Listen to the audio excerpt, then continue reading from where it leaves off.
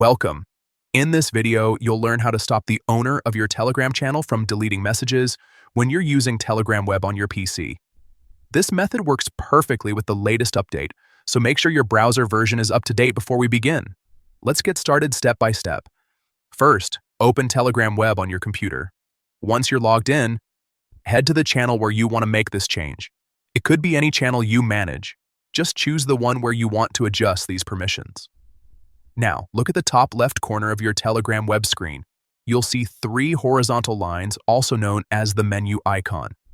Click on those 3 lines to expand the main settings panel for your channel. Next, find and click on the Edit option. This is where Telegram allows you to update all kinds of channel settings, including the name, photo, and importantly, admin permissions. From here, select Administrators.